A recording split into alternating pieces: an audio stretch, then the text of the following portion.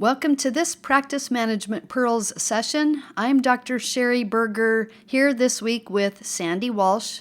We're taking on your top 3 stressors in practice.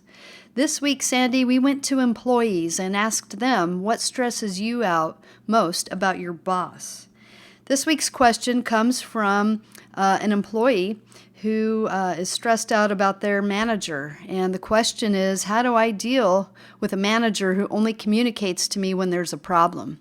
What do you say? Yeah, and that's a hard scenario to deal with. And again, another fairly common one. The root of that, I believe, is that we promote people into management too quickly and for the wrong reasons. They just happened to be there that day, and we needed someone to be in charge, and so, tag, you're it. We don't teach our managers how to communicate with the team and appropriate management skills and management style, I guess. So those managers that only communicate when there's a problem, I think the best way to combat that is to ask for feedback. Practices need to have a system set up for employees to be able to communicate with management, with coworkers, with owners. And I think the best way to start that is, if you're not already on a schedule in your practice for regular performance evaluations, that's where I would start. If you haven't had a performance evaluation within the last year, certainly, it's time to ask for one. And part of that performance evaluation needs to be a self-evaluation where you have the opportunity to share your input on how things are going at the practice, how you think you're doing, what you think would make it easier for you to do your job.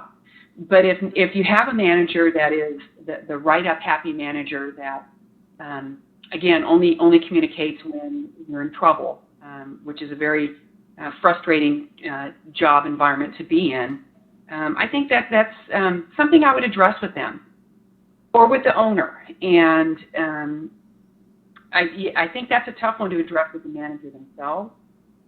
I think if we foster an environment in the practice where we have the ability to acknowledge each other for a job well done, it will kind of flow upwards to the manager.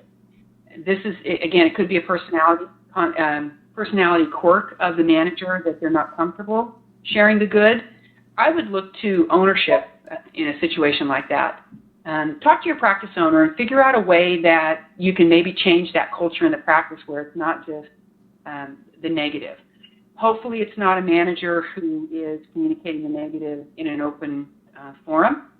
As managers, we need to make sure that we are praising in public and correcting in private or coaching in private.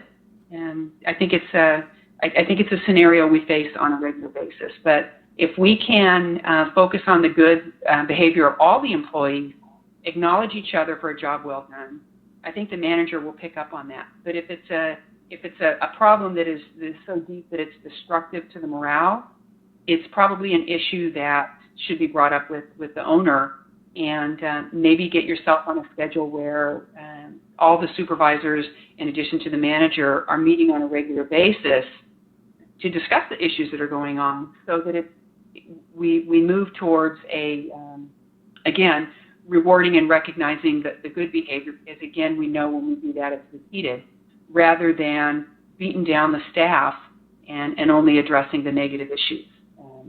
It's almost that gatekeeper mentality that we're only going to address the bad, we're not going to focus on the good. So I hope that's helpful. This is our practice management pearl for the week.